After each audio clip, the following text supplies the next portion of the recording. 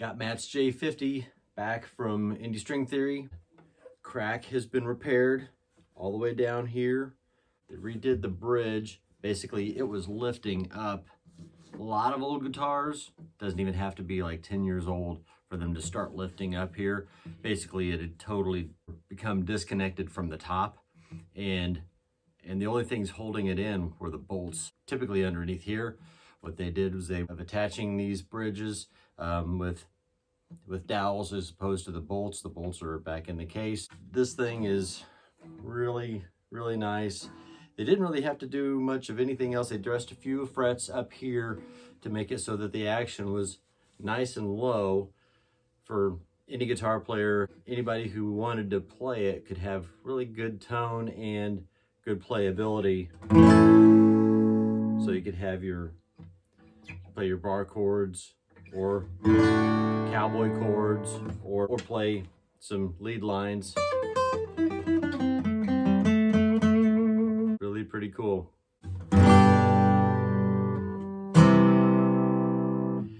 I played this guitar last weekend at a memorial service, played some old gospel hymns.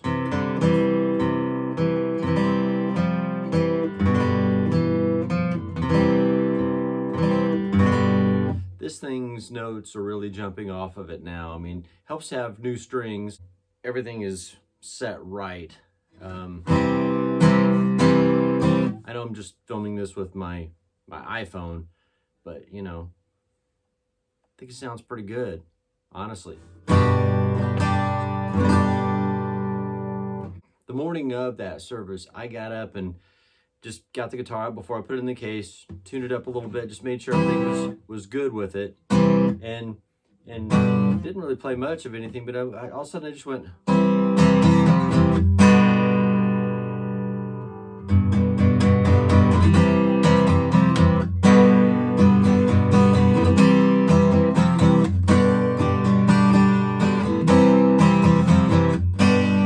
I'd never played that song before. Celebrity by Brad Paisley. It's that opening riff. I haven't even checked it with the song on my phone to see if I'm playing it right, but I'm thinking it sounds right to me. That's what an inspirational guitar can do for you, is bring things out that you've never played before, or make you play like you've never played before, or just kind of give you that extra bounce in your step, so to speak, of your playing.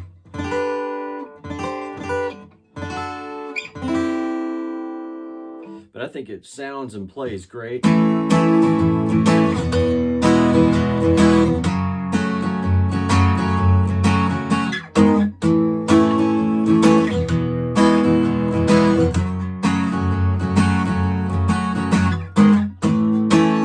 mean, bar chords, really easy.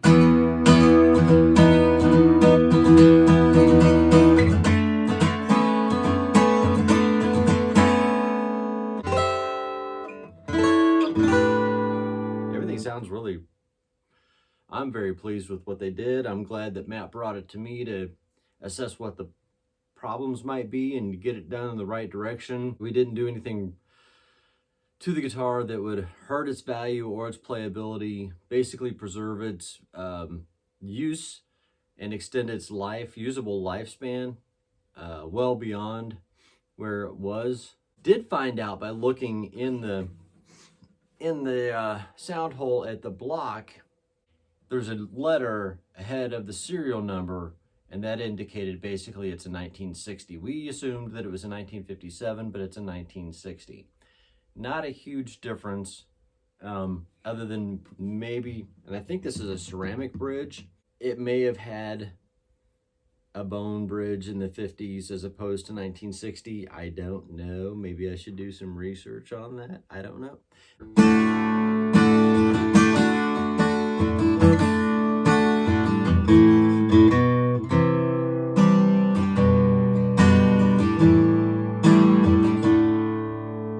Is that how it goes? Sign says long hair freaky people need not apply. So I tuck my hair under my hat and I went in and asked him why. He said, "You look like a fine, now stand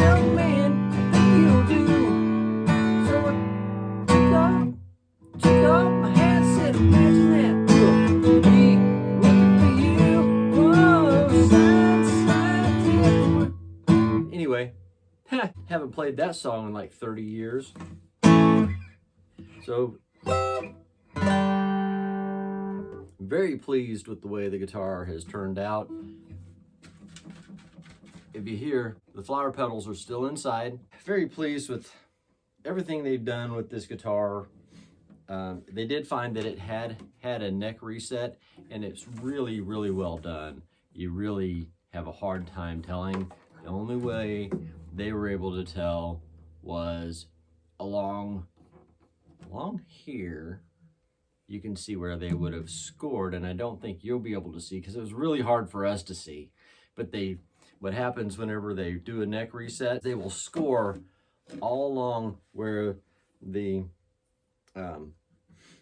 fretboard overlaps the top, so it doesn't mess up the finish. They'll just score that finely with like an X-Acto knife or something. I'm not a luthier, I'm just paraphrasing, I'm just summarizing what happens. And then they heat it up and remove that and reset the neck. So anyway, so it had a neck reset, no neck repair. I mean, it's easy to tell there was never a headstock repair there. And other than that, I mean, everything has been done really, really well on this guitar. It's held up very well. A 60-year-old guitar. It's fantastic. It's an inspirational guitar when I play it.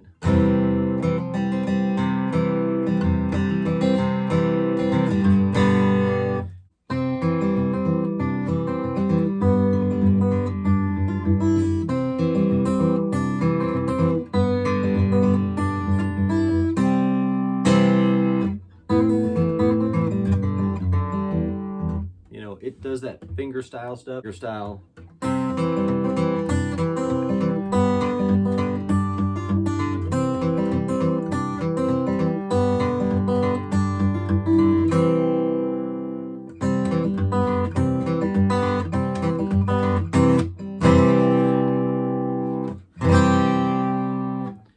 Really nice, really nice. I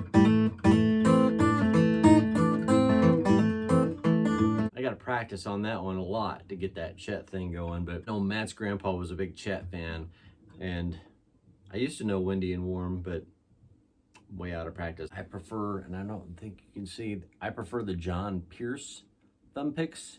Hard to find. I can't seem to find them anywhere. But I've got like a dozen or so floating around the house, and I keep them in various guitars cases and stuff, but I prefer these. Dave Morgan turned me on to these. He's the guy that taught me the thumb finger style, Chet style guitar playing.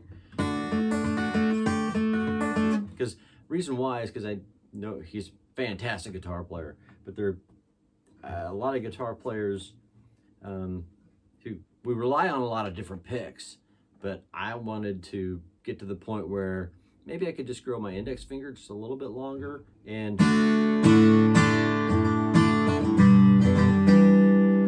get to a point where I could do most everything without a pick. Just use my hands, my fingers, and I'm adjusting to where I'm sticking that thumb way out there like if I had a thumb pick.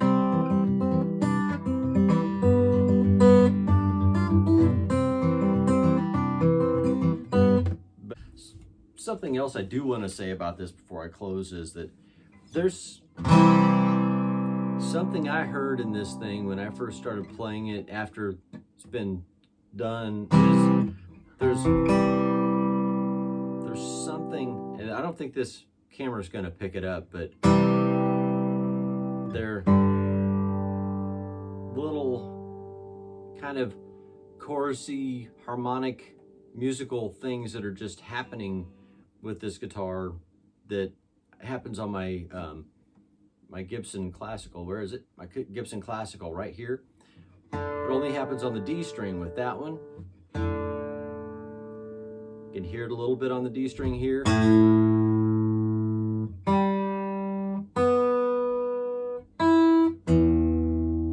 a little bit on the E, but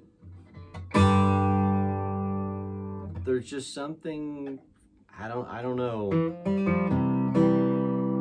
something special happening. It's really pretty cool and inspirational about a guitar like this. And when it's that extra little something Sometimes we pay hundreds of dollars for that extra little something. Probably why we buy vintage guitars. They cost a lot more than a brand new guitar, or we get boutique guitars that have that extra little something. Gives us that extra spring in our step, so to speak, or spring in our fingers when we're playing, or talks to our ears just a little different, that makes us go, wow, this is a special experience. That's what we pay for.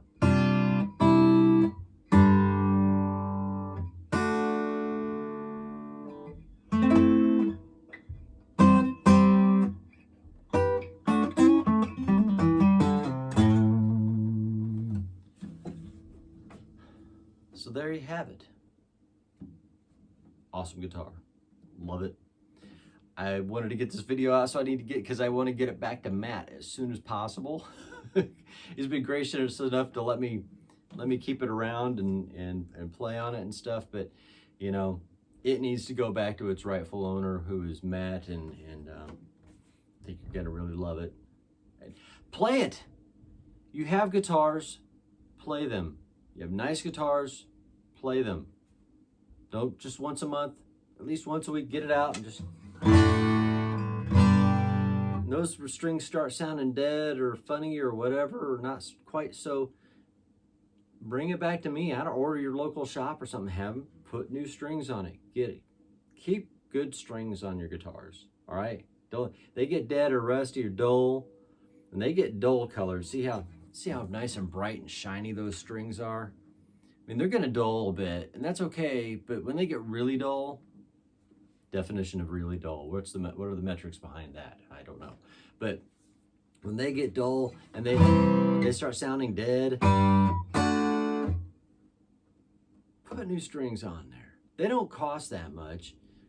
Just put new strings on your guitars and play them. Play your guitars. Play guitar.